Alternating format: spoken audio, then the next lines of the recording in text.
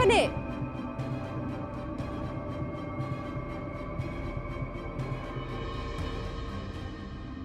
ওখানে কে আছেন?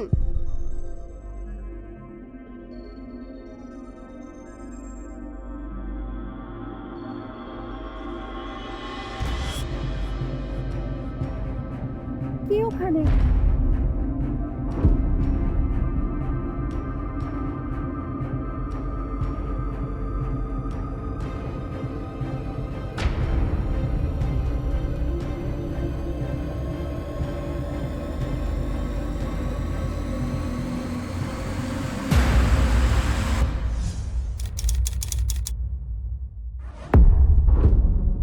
আরে তুমি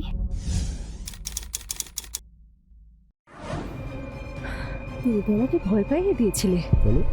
তোমার কি মনে হয়েছিল অন্য কেউ? কিছু না। কিছু না যখন কিছু করা যাক।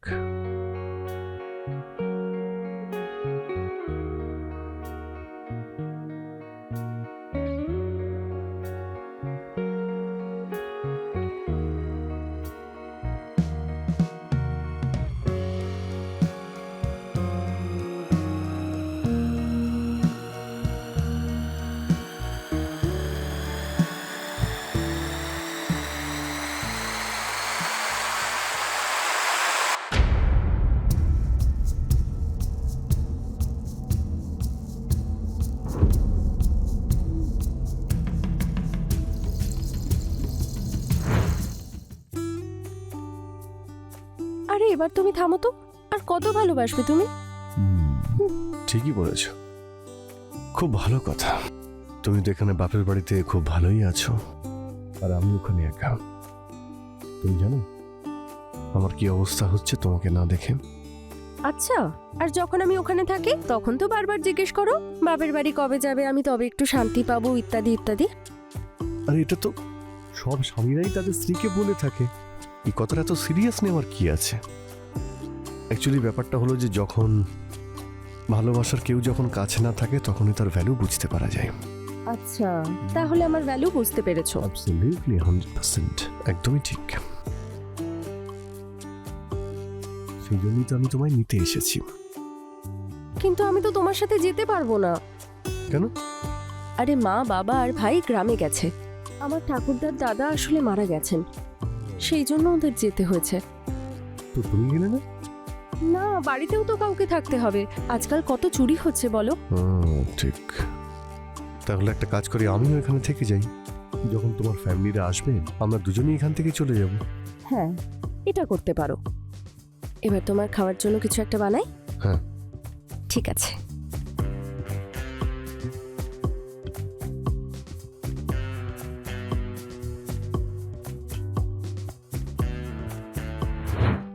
নমস্কার, আমি কাঞ্চন অবস্থি আরও একবার আপনাদের সবাইকে স্বাগত জানাচ্ছি এই ক্রাইম চক্রে একটা নতুন এপিসোডে, একটা নতুন কাহিনী নিয়ে। রিতেশ আর শীতল একে অপরকে খুব ভালোবাসতো, আর বিয়ের পরে একে অপরের সঙ্গে সুখে শান্তিতে জীবন কাটাচ্ছিল। যদিও প্রতিটা পরিবারে কিছু না কিছু নিয়ে ঝগড়া হয়েই থাকে, আর স্বামী স্ত্রীর সম্পর্ক এমন একটা সম্পর্ক যেখানে ঝগড়াঝাটি না হলে লাইফে কিছু একটা অভাব বোধ হয়। যখন দুটো বাসনের একসঙ্গে ঠোকা লাগে তখন আওয়াজ তো হবেই। ব্যাস, এই গল্পটাই প্রতিটি পরিবারের স্বামী স্ত্রীর সম্পর্কের। রিতেশ আর শীতলের মধ্যেও এমনই ছোটখাটো ঝগড়াঝাটি হওয়ার জন্য শীতল নিজের বাপের বাড়িতে চলে আসে, আর বেশ কিছুদিন ধরে ওখানেই থাকছিল। রিতেশ শীতলকে নিজের সঙ্গে নিয়ে যাওয়ার জন্য নিজের শ্বশুর বাড়িতে গিয়ে পৌঁছয়, কিন্তু সেখানে শীতলের বাড়িতে কাউকে দেখতে না পেয়ে ওখানেই কিছুদিন থেকে যায়।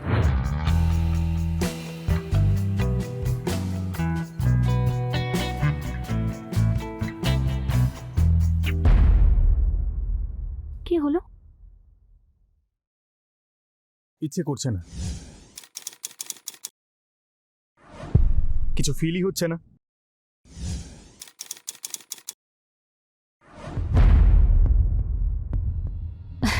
তোমার কিছু ফিল হয় নাকি?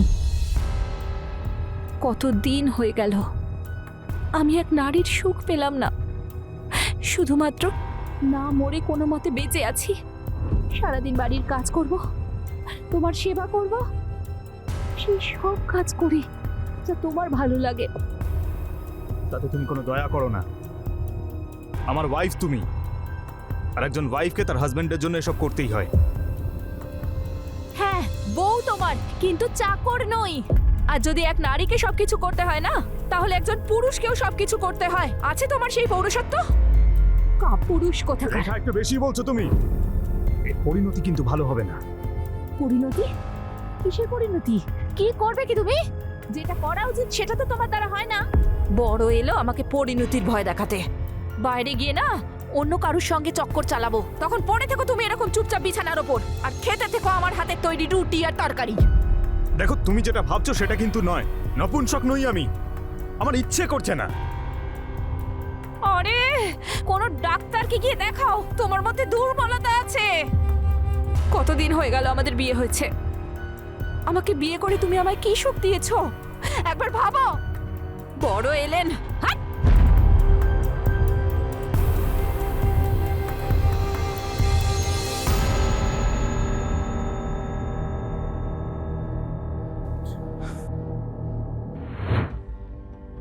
কি বলবো ভাই, জীবনটা নরক হয়ে গেল আমার। আরে না না, এতে এতে আমার ওয়াইফের কোনো দোষ নেই। ও তো এমনিতেই আমার সঙ্গে বিয়ে করে বিরক্ত হয়ে গেছে, ফেঁসে গেছে বেচারি। জানি না ভাই, আমি ওকে ভালোই বাসতে পারি না, আমার ইচ্ছেই করে না। তোর কি মনে হয় সত্যি কোনো প্রবলেম আছে আমার মধ্যে? ডক্টরকে দেখানো উচিত নাকি? রোজকার ঝামেলা আর ভালো লাগছে না আমার।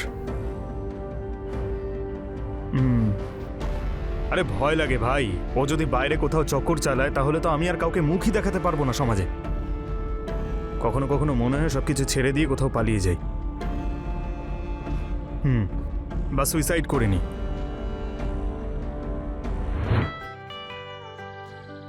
চারিপাশটাকে শান্ত, তাই না? কোথাও কেউ নেই। তো কি করতে ইচ্ছে করছে? ধ্যাৎ পাগল, আমি তো এমনিই বলছিলাম যে আজকাল আর মানুষের পার্কে ঘুরতে ভালো লাগে না, শুধু বাড়ি আর ফোনের মধ্যে ঢুকে থাকে। আরে কারোর কাছে তোমার মতো এত একজন সুন্দরী বউ তো নেই, তাই না? সেই জন্য তারা ফোনে অন্যের বউকে খুঁজতে থাকে। তোমার তো শুধু আমার সাথে ফ্লার্ট করার একটা বাহানা দরকার। তো আবার কি করব, একটা কাজ করি, অন্য কোনো মহিলাকে পটিয়ে নিই। এক কাজ করি, অবিবাহিতা মেয়ে না, একজন বিবাহিতা মহিলাকে ফাঁসাবো, সব থেকে বেস্ট হবে। ওর জীবনে সুখী থাকবে, আমিও আমার জীবনে সুখে থাকবো, দুজনে শুধু ফ্লার্ট করার জন্যই দেখা করব। আমি না তোমায় একেবারে শেষ করে ফেলবো, বুঝেছো? আরে আমি মজা করছি গো, এত সিরিয়াস হয়ে যাচ্ছ কেন? একটা আর্জেন্ট কল আছে, এক সেকেন্ড। ঠিক আছে।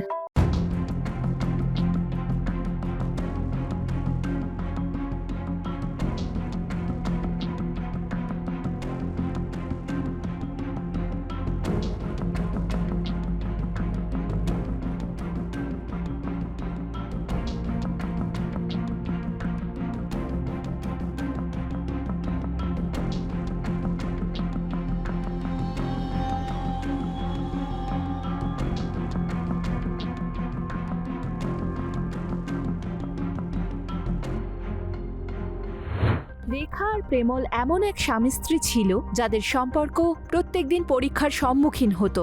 সেই পরীক্ষা রেখাকে নয় বরং প্রেমলকে দিতে হতো, পৌরসত্বের পরীক্ষা। আজকের যুগে পুরুষ শব্দটাকে এইরকম ভাবে ব্যবহার করা হয় যেন এটা খুব শান্তিপূর্ণ একটা শব্দ।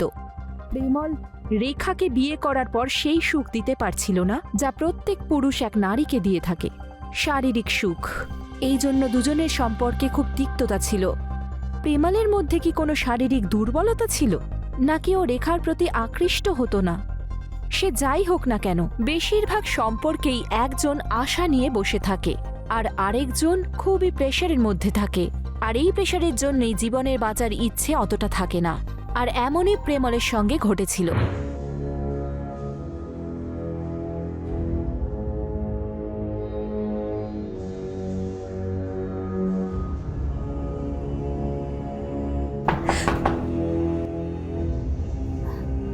আপনি রেখা ম্যাডাম? হ্যাঁ স্যার। আপনি পুলিশ স্টেশনে ফোন করেছিলেন? হ্যাঁ স্যার, আমিই করেছিলাম ফোন। কেন, কি হয়েছে?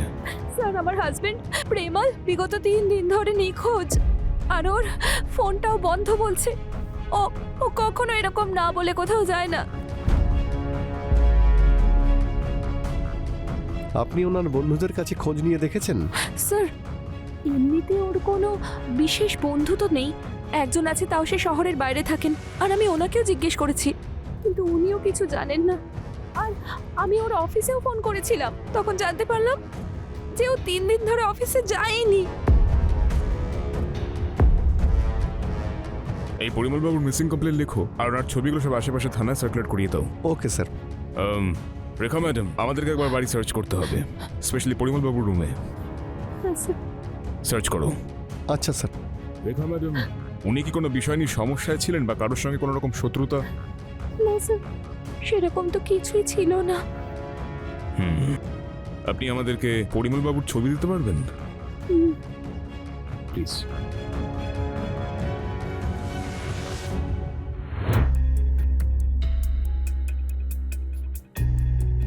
ঠিক আছে, ওকে। কি হলো, এত আর্জেন্সি কিসের? স্যার, ডেড বডি পেয়েছি। কোথায়? ওইদিকে স্যার। স্যার, বডিকে পোস্টমর্টমের জন্য পাঠিয়ে দিয়েছি। স্যার, ছুরি দিয়ে বারবার আঘাত করা হয়েছে। বডি দেখে মনে হচ্ছে স্যার যে 48 ঘন্টা আগে মার্ডার হয়েছে। বডি সবার আগে কে দেখতে পেয়েছে? স্যার, যারা নমুনা তোলে। বডির আশেপাশে কিছু পেয়েছো? মোবাইল আর পার্স ছাড়া কিছুই পাওয়া যায়নি স্যার। কোনো মেয়ের body? Yes sir. Rape? Sir, body দেখে সেরকম তো মনে হয়নি, কিছু বলতে পারছি না। পোস্টমর্টমের পরেই সব জানতে পারা যাবে স্যার। এই মেয়েটি বাড়ির লোকের সঙ্গে কন্ট্যাক্ট করে বডির একটা ব্যবস্থা করো ফার্স্ট। Okay sir. মনে হচ্ছে স্যার এইখানে মার্ডারটা হয়নি, মার্ডারটা অন্য কোনো জায়গাতে করে এখানে আনা হয়েছে, কারণ বডির আশেপাশে কোনো রক্ত ছিল না, শুধু টেনে আনার চিহ্ন রয়েছে। এই কিলারটার শু প্রিন্টের স্যাম্পলটা বের করো অ্যান্ড ডু ইট ফাস্ট। আচ্ছা স্যার।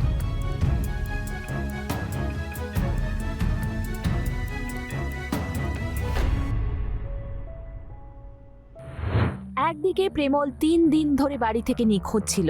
ওর স্ত্রী রেখা ওর এই নিখোঁজ হওয়ার জন্য চিন্তিত ছিল। অন্যদিকে পুলিশ একটা ডেড বডি খুঁজে পায়, কিন্তু এই লাশটা কোনো মেয়ের ছিল। শনাক্ত করার পরে পুলিশ জানতে পারে যে এই লাশটা শীতলের। হঠাৎ করে শীতলের এইভাবে নৃশংসভাবে হত্যা হওয়া খুবই আশ্চর্যজনক ছিল। পুলিশ বডির পোস্টমর্টম রিপোর্ট বের করে, কিন্তু তাতে রেপের কোনো উল্লেখ পাওয়া যায়নি। তার মানে শীতলের সঙ্গে কোনো দুষ্কর্ম হয়নি। কিন্তু হঠাৎ করে ওর হত্যা কি করে হলো? আর কে থাকতে পারে এই হত্যাকাণ্ডের পিছনে? কোনো সিরিয়াল কিলার ছিল কি, যে লোকেদের ধরে ধরে প্রাণে মেরে ফেলছিল? প্রেমল আসলে কোথায় নিখোঁজ হয়ে গেল? ওর সঙ্গেও কোনো দুর্ঘটনা ঘটেছে কি? আসুন দেখে নিই।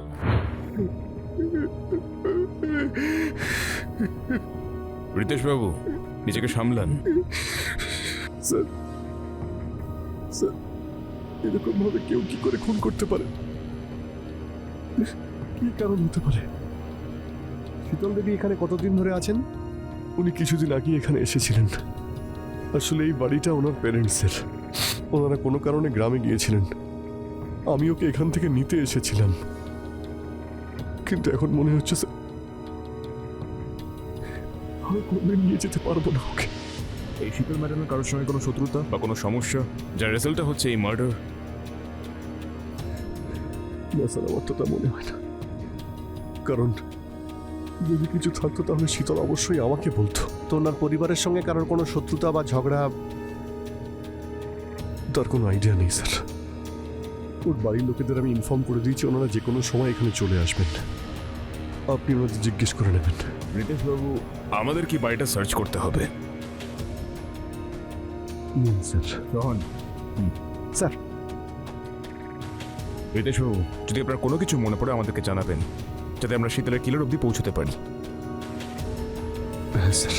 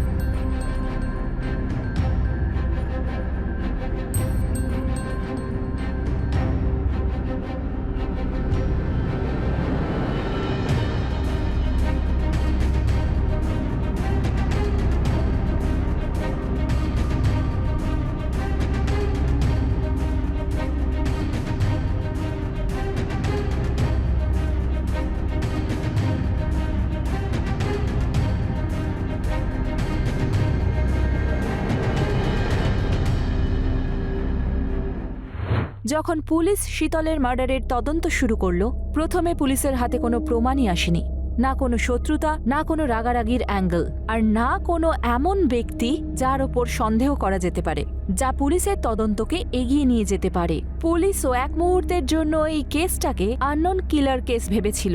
তারপর এমন কিছু হয় যা পুলিশ ডিপার্টমেন্টকে এই কেসটাকে সলভ করতে সাহায্য করে। যখন শীতলের বাড়ির তল্লাশি নেওয়া হয় তখন পুলিশ সেখান থেকে শীতলের ল্যাপটপ খুঁজে পায়, যেখানে মেল বক্স চেক করার পরে প্রেমলের মেল দেখতে পায়। খোঁজ খবর নেওয়ার পর এটা জানা যায় যে প্রেমল যে কোম্পানিতে ছিল সেখানে শীতলও বিয়ের আগে জব করত। তারপর হঠাৎ করে একদিন প্রেমলের সেলফোন অন হলো আর পুলিশ লোকেশন ট্র্যাক করে ওকে ধরে ফেললো। তুই নিরুদ্দেশ হওয়া নাটক করছিলিস? বল, কেন মারলি শীতলকে?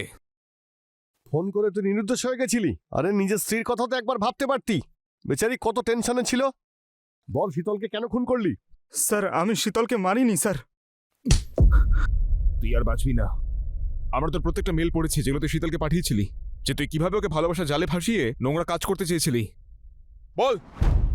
স্যার, আমি শীতলকে খুব ভালোবাসতাম। অনেক বছর ধরে অফিসেও আমার জুনিয়র ছিল। আমি শীতলকে এত ভালোবাসতাম যে আমার বউকে আমি ভালোবাসার নজরে দেখতেই পারতাম না। সেই জন্য আমার বউ আমাকে নপুংসক ভাবত। আমি আমার বউকে ডিভোর্স দিয়ে শীতলকে বিয়ে করব ভেবেছিলাম। বিয়ে করার কথাও ছিল, কিন্তু শীতল না বলে দিল। স্যার, শীতল, আমি তোমাকে খুব ভালোবাসি।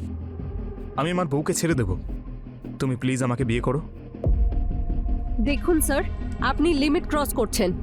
আমি আপনাকে ভালোবাসি না, আর না আমি কোনোদিন এমন কিছু হিন্ট দিয়েছি যাতে আপনার মনে হয় যে আমি আপনাকে ভালোবাসি। আর দেখুন, আমার বিয়ে হতে চলেছে। প্লিজ আপনি আমার থেকে দূরে থাকুন।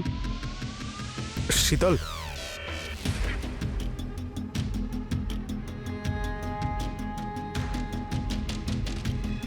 স্যার, জীবনটা তো আমার নষ্ট হয়ে যাচ্ছিল। শীতলকে ভোলার চেষ্টা করছিলাম, তখনই ওই বিয়ে করে শহর ছেড়ে চলে যায়। কিন্তু একদিন হঠাৎ আমি ওকে দেখতে পাই।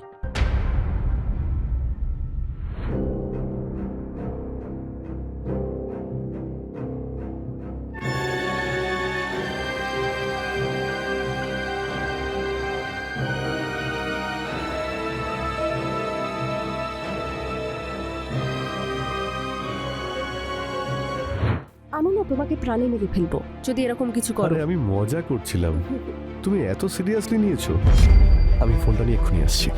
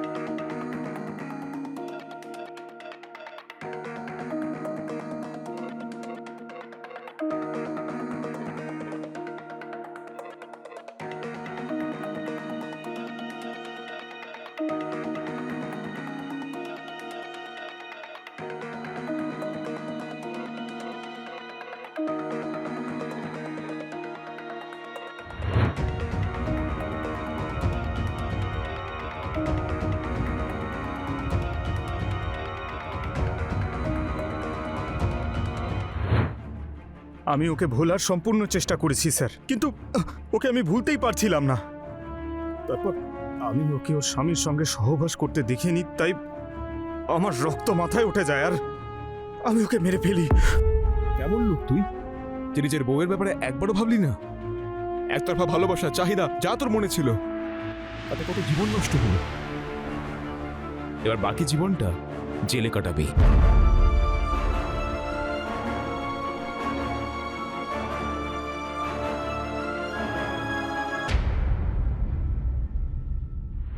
প্রেমলের একতরফা ভালোবাসার চক্করে 4টে জীবন নষ্ট হলো। রেখা, রিতেশ, শীতল আর প্রেমলের নিজের জীবন। মানুষ ভালোবাসায় এমন অন্ধ হয়ে যায় যে ঠিক ভুলের পার্থক্য করতে ভুলে যায়। নিজেদের ব্যক্তিগত জীবনে নিজের স্ত্রীকেই সুখে না রেখে প্রেমল মনে মনেই এক জগৎ বানিয়ে ফেলে। আর সেই জগতে ও শীতলকে একতরফা ভালোবাসতে শুরু করে। ও মনে করত যে শীতলও ওকে ভালোবাসে, যে কারণে ও শীতলকে তার স্বামীর সঙ্গে হাসি খুশি দেখতে পারেনি। তাই হিংসে আর রাগের বশে ও শীতলকে দেখা করতে ডাকে আর তাকে মৃত্যু মুখে পৌঁছে দেয়। যাই হোক, আইনের হাত থেকে কেউ বাঁচতে পারে না। আমি হলাম কাঞ্চন অবস্থি, আর এখন আমি বিদায় নিচ্ছি। আবার দেখা হবে ক্রাইম চক্রের একটা নতুন এপিসোডে একটা নতুন কাহিনী নিয়ে। ততক্ষণ সাবধানে থাকুন, সতর্ক থাকুন। জয় হিন্দ। অন্য কারোর নাম্বার থেকে ফোন করছে, তখন তো আমাকে কল রিসিভ করতেই হবে। আমি তোমাকে আর একবার শেষবারের মতো একটা জিনিস বোঝাচ্ছি, এরপর থেকে এরকম কোনো আলতু ফালতু ফোন এলে সেটাকে অ্যাটেন্ড করার প্রয়োজন নেই। সোজা ব্লক করো ওগুলোকে। এটা কি বলছো তুমি? আমি কিন্তু নোটিস করছি তুমি সব বিষয়ে আমাকে সন্দেহ করছো, আর এখন রাগও করো। যদি এরকমই চলতে থাকে আমি তোমার সঙ্গে থাকতে পারবো না।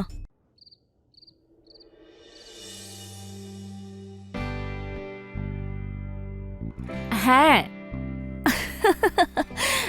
হ্যাঁ, একদম ঠিক বলেছো তুমি। হ্যাঁ আচ্ছা ঠিক আছে, আমি তোমার সঙ্গে পরে কথা বলছি। বাই। এত রাতে কার সঙ্গে কথা বলছো? ওহ বিক্রান্ত, তুমি এত রাগ করছো কেন? পুরনো কথা মনে পড়ে গেছিল, তাই হেসে ফেলেছি আমি। আচ্ছা ঠিক আছে ঠিক আছে, শুয়ে পড়ো।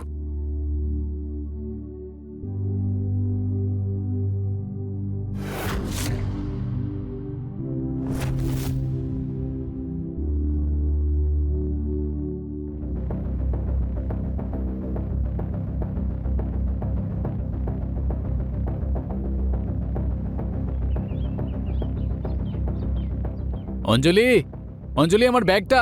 হ্যাঁ হ্যাঁ আসছি, এই নাও তোমার ব্যাগ। কি আর শোনো? করছিলে? সন্ধেবেলা তাড়াতাড়ি চলে এসো, দেরি করো না। ওকে শোনা আমার, নিজের খেয়াল রাখবে, ঠিক আছে? তুমিও রাখবে। আসছি, বাই। Take care.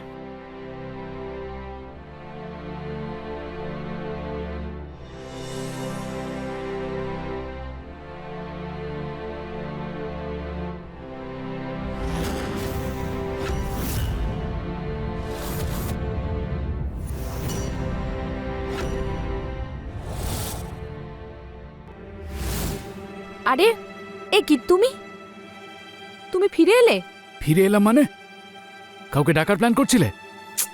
আরে এরকম কোনো ব্যাপার নয়, তুমি অফিসে চলে গেছিলে, তারপর হঠাৎ করে এভাবে ফিরে এলে। কিছু ভুলে গেছো নাকি? হ্যাঁ, আমার মোবাইল। ও আচ্ছা, তুমি দাঁড়াও, আমি গিয়ে নিয়ে আসছি। না ঠিক আছে, আমি নিজেই নিয়ে আসছি। ঠিক আছে। হ্যাঁ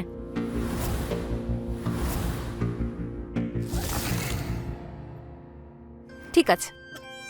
এই ব্যাপারটা আমি বুঝতে পারছি না, যখনই আমি কোথাও যাই তখন তুমি ফোনে লেগে পড়ো। ওহো, এরকম কোনো ব্যাপার নয়।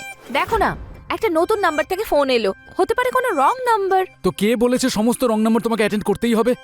তুমি এদের ব্লক করতে পারো না? তুমি কিন্তু অকারণে এত উত্তেজিত হচ্ছ। আরে হতেই তো পারে যে কেউ সত্যিই বিপদে পড়েছে, অন্য কারোর নাম্বার থেকে ফোন করছে, তখন তো আমাকে কল রিসিভ করতেই হবে। আমি তোমাকে আর একবার শেষবারের মতো একটা জিনিস বোঝাচ্ছি, এরপর থেকে এরকম কোনো আলতু ফালতু ফোন এলে সেটাকে অ্যাটেন্ড করার প্রয়োজন নেই। সোজা ব্লক করো ওগুলোকে। এটা কি বলছো তুমি? আমি কিন্তু নোটিস করছি তুমি সব বিষয়ে আমাকে সন্দেহ করছো, আর এখন রাগও করো। যদি এরকমই চলতে থাকে আমি তোমার সঙ্গে থাকতে পারবো না। অঞ্জলি, বোঝার চেষ্টা করো।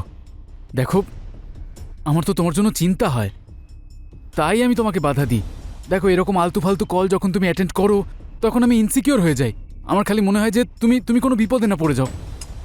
আরে এটা কোনো সন্দেহ নয়, এটা ভালোবাসা আমার তোমার প্রতি। Please understand. আচ্ছা ঠিক আছে, আই আন্ডারস্ট্যান্ড।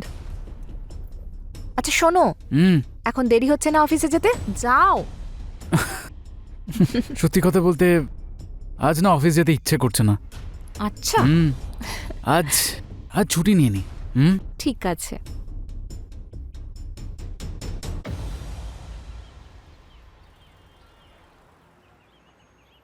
এটা দেখো, এটা এটা এটা কেমন? এটা ভালো, কিন্তু এটা কিন্তু ওটার থেকেও ভালো, তাই না? কি বলো? তোমার এটা পছন্দ হয়েছে? হ্যাঁ, ডান। কিন্তু কত টাকা? বেশি এক্সপেন্সিভ নয় তো? তোমাকে এত ভাবতে কে বলেছে? এটা তোমার হাসির থেকে কম দামি, বুঝেছো? আচ্ছা, হ্যাঁ। এই জন্যই তো এত ভালোবাসি। এইটাকে এবার দেখি। তুমি এটা অর্ডার করো, আমি দেখে আসছি কে এলো। এখন কে এলো আবার?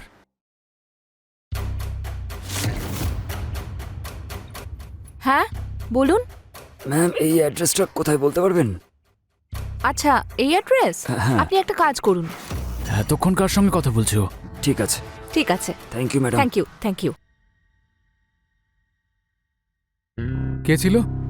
আরে দেখো না, কেউ না, একটা ছেলে এসেছিল, অ্যাড্রেস জানতে চাইছিল। যদি লোক ছিল তাহলে তুমি আমাকে ডাকতে পারলে না? ও শুধু অ্যাড্রেসটা জানতে চেয়েছিল আর আমি ওকে সঠিক অ্যাড্রেসটা বলে দিয়েছি। কি ভুল করেছি আমি? খুব ইচ্ছে না তোমার পরপুরুষের সঙ্গে কথা বলার? আমিও তো তোমাকে এটাই বলছি যে ওখানে যদি অন্য কোনো লোক থাকে তাহলে আমাকে একবার ডাকা প্রয়োজন ছিল। দেখো, তুমি কিন্তু আবার সেই একই কাজ করছো। আমি বলে দিচ্ছি, আমি আর একবারও তোমার এই ব্যবহার সহ্য করব না।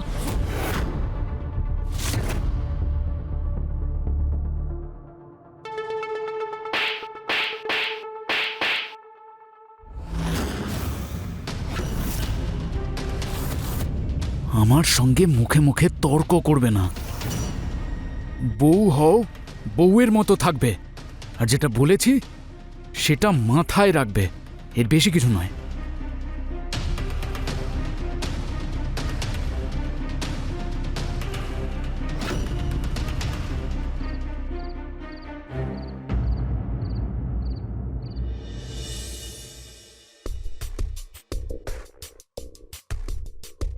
কি করছো কি তুমি?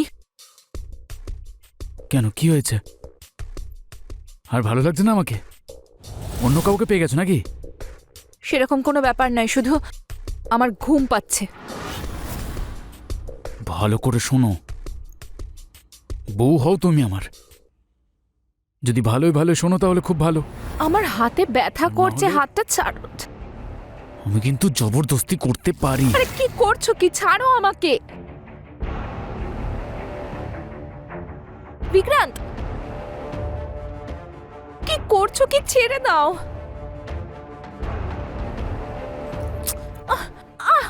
বিক্রান্ত, না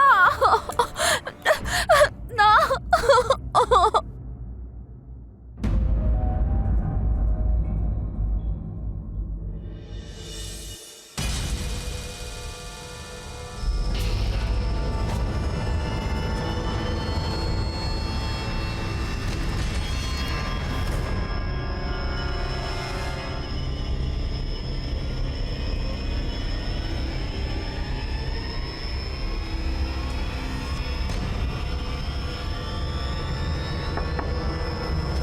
এখন কে এলো?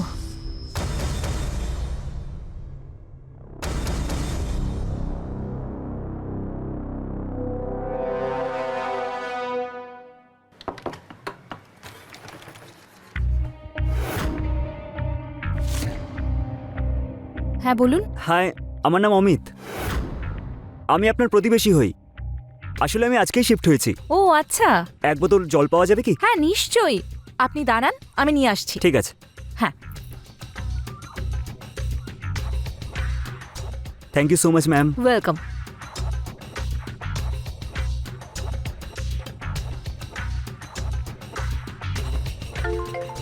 কে ফোন করলো? হ্যালো। হ্যাঁ বলছি, শোনো, আমার ফিরতে ফিরতে রাত হয়ে যাবে, ফলে ডিনারে কিছু সুন্দর বানিয়ে রেখো। হ্যাঁ ঠিক আছে, বানিয়ে রাখবো। হ্যাঁ হ্যাঁ, ঠিক আছে, ওকে। By, take care. ওহো, বড্ড দেরি হয়ে গেল। ও এসেই চিৎকার করবে আমার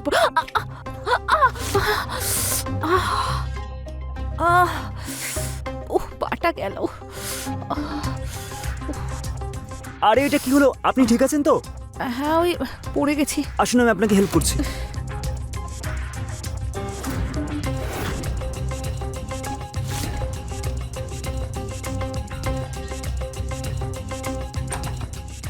সাবধানে সাবধানে সাবধানে, আস্তে। মনে হচ্ছে পাটা না মুচকে গেছে। এক কাজ করি, এখানেই বসি বসুন। একটু। আমার মনে হয় আপনার পাটা মচকে গেছে। যদি মালিশ না করা হয় তাহলে ব্যথা আরও বাড়বে। না না, আমি ঠিক আছি। না না, একেবারেই ঠিক নেই। আপনার পা মচকে গেছে, ভালো করে মালিশ করতে হবে। বেশি ব্যথা বাড়লে ডক্টরের কাছে যেতে হতে পারে। সেই জন্য বলুন বামটা কোথায় রেখেছেন। আচ্ছা ঠিক আছে, ওই যে সামনের ড্রয়ারে বামটা আছে। না না, আপনি রাখুন। আরে না না ম্যাম, ইটস ওকে, আমি আমি করে করে নিচ্ছি। দিচ্ছি তো। আচ্ছা ঠিক আছে।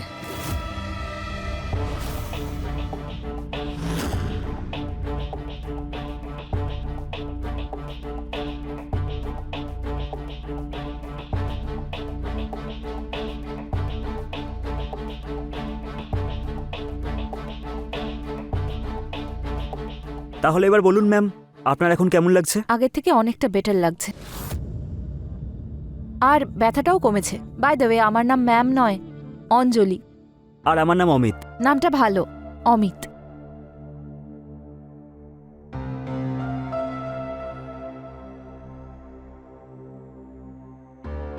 আচ্ছা অমিত, এখন না আমার স্বামীর আসার সময় হয়ে গেছে। তুমি যাও, পরে দেখা হবে। আচ্ছা ঠিক আছে, কিন্তু নিজের পায়ের খেয়াল রাখবেন, না হলে ব্যথা আরও বাড়তে পারে। হ্যাঁ, আসছি, রাখবো। আসছি আমি, বাই। Bye bye.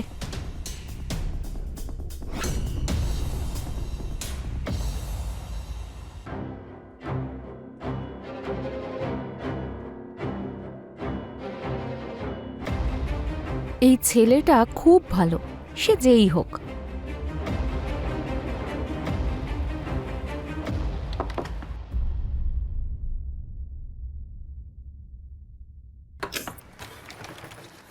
আরে অমিত, তুমি?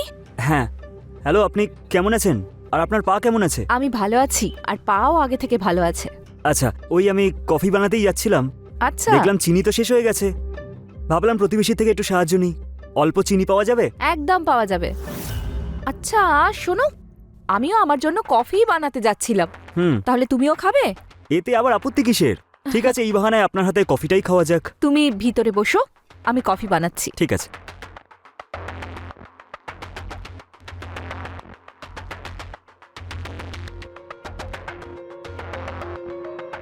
এই নাও অমিত, আমার হাতে বানানো গরম গরম কফি। আই হোপ তোমার ভালো লাগবে। হ্যাঁ, আসলে তুমি ওই দিন চলে গেছিলে তো, আর আমি তো তোমাকে ভালো করে থ্যাংক ইউ বলতে পারিনি। যদি তুমি সেই দিন না থাকতে, তাহলে জানি না আমি ভিতরে কি করে আসতাম। না না, এমনটা হতো না। আমি না থাকলে অন্য কেউ থাকতো। ভগবান কাউকে না কাউকে ঠিক সাহায্যের জন্য পাঠিয়ে দেয়। না, তোমার মতো সবাই নয় অমিত।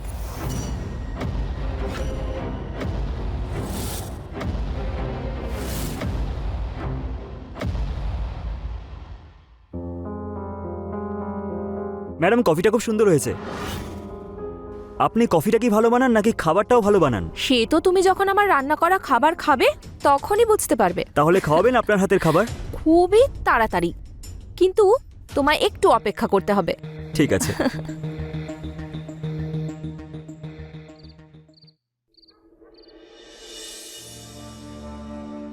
হ্যালো? এখনো ঘুমোওনি? না, এখনো ঘুমোইনি। কেন? আমার কথা মনে পড়ছিল? না তো, একদম না। শোনো, মনে হচ্ছে ও আসছে। আমি তোমায় কল ব্যাক করছি, ঠিক আছে? Bye bye.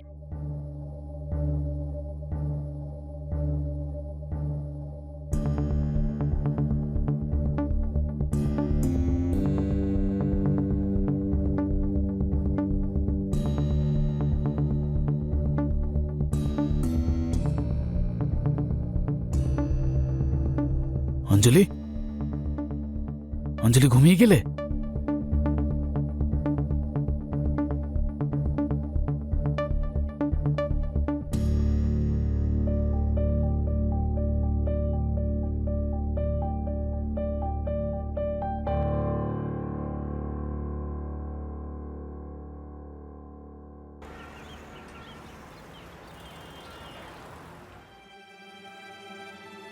যদি এমনটাই হয় তাহলে তুমি তোমার স্বামীকে ছাড়ছো না কেন?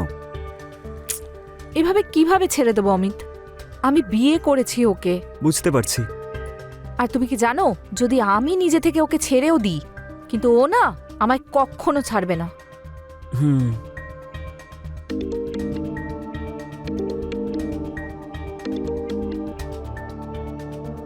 হ্যালো, হ্যাঁ আমি এক্ষুনি আসছি। কি হয়েছে অমিত? কে ফোন করেছিল? আমার বন্ধু ফোন করেছিল, ও এসেছে, আমাকে যেতে হবে। আমি তোমাকে রাতে ফোন করব। আচ্ছা ঠিক আছে, ঠিক আছে। Take care. বাই। বাই।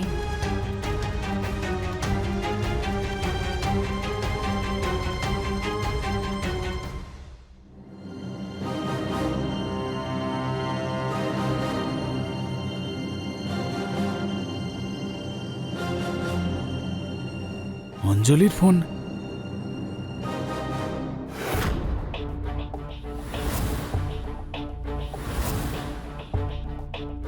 আরে তুমি কি ভাবছো? না কিছু না। আরে কি ব্যাপার, আজ তো তোমাকে দারুণ লাগছে। আচ্ছা বেবি, একটা কথা বলো। এই অমিতটাকে কি হলো বেবি, জিজ্ঞাসা করছো তো একটা কথা? আসলে ও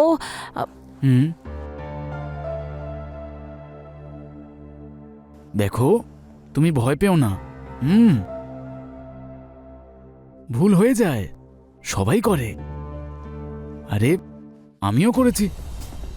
আমার মনে হয়েছে যখন আমি তোমাকে এত টর্চার করেছি, এত এত মারধর করেছি, এত বকাবকি করেছি, I am so sorry for that. আরে আই লাভ ইউ বেবি, আর আমি তোমাকে খুব ভালোবাসি, আর আমি তোমাকে কখনো হারাতে চাই না। ওই হ্যাঁ, আসলে কিচ্ছু কিচ্ছু কিচ্ছু বলার প্রয়োজন নেই তোমার। আমি ডিসিশন নিয়েছি যে যে যে আমি তোমায় সেই সম্মানটা দেব যেটা তুমি ডিজার্ভ করো। আমি না তোমাকে কখনো বকবো, না মারবো। হ্যাঁ, আমি তোমাকে খুব ভালোবাসবো, আর তুমি যা বলবে আমি সেই সব করব। কারণ কারণ তুমি আমার জীবন baby. I love you baby. কিন্তু কিন্তু এই সব কিছুর জন্য তোমাকে তোমাকে একটা কাজ করতে হবে আমার। কাজ? কি কাজ গো? তেমন কিছু না, একটা একটা একটা খুব ছোট্ট কাজ আছে। ওই ওই কি নাম জানো ওর? অমিত। হ্যাঁ।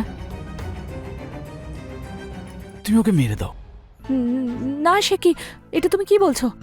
আমি ওকে মারতে পারবো না, আমি এটা করতে পারবো না, প্লিজ আমি পারবো না এটা। দেখো বেবি, হ্যাঁ? যদি তুমি ওকে না মারো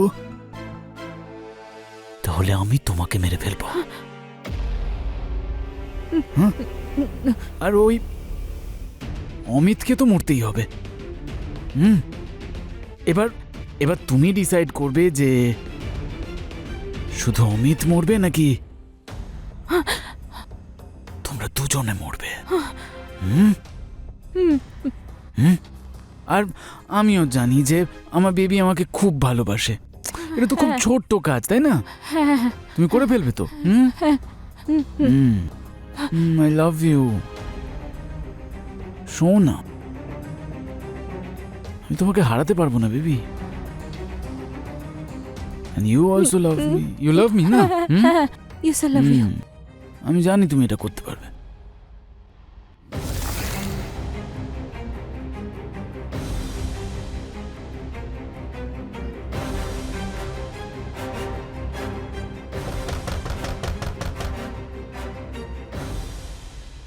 অঞ্জলি,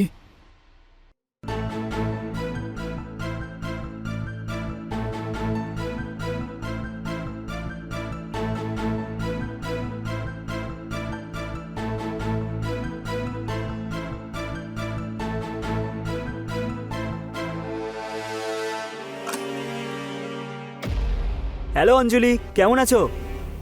অমিত এসো, ভেতরে এসো।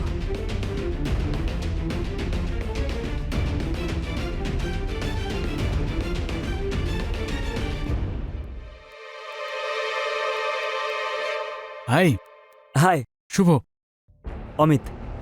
How are you? ফাইন। বসো বসো।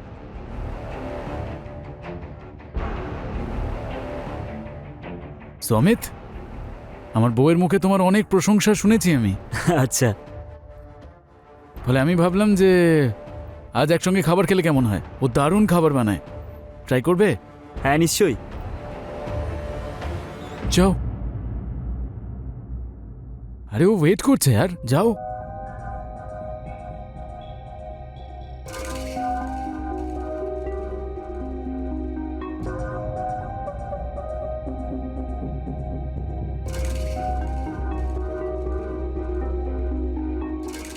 নাও, অমলেট ইজ রেডি।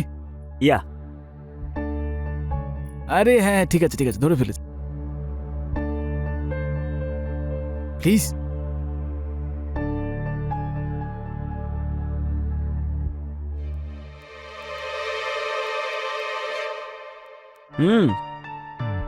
বেশ ভালো হয়েছে। বলেছিলাম তোমায়।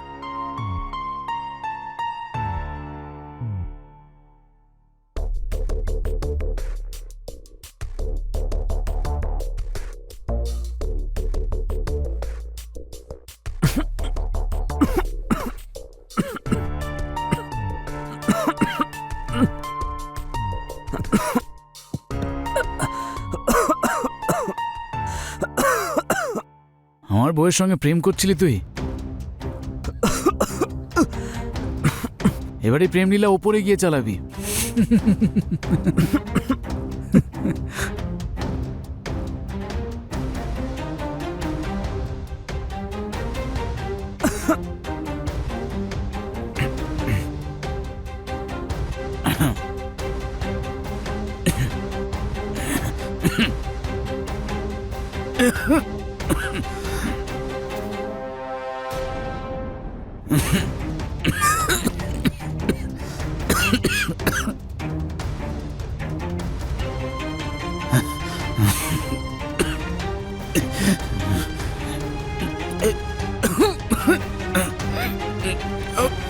আমাকে আমাকে ঠকালে।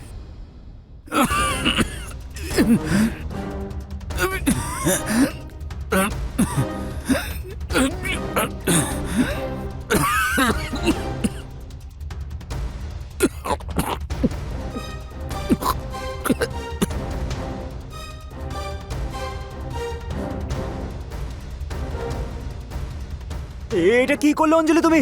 তুমি কিচ্ছু জানো না অমিত, আমি বাধ্য হয়েছি, তাই আমি অমলেটে বিষ মিশিয়ে দিয়েছি। যদি আমি ওকে বিষ না দিতাম তাহলে ও তোমাকে মেরে ফেলতো। সেই জন্য আমি ওর অমলেটে বিষ মিশিয়েছি আর ও মরে গেছে।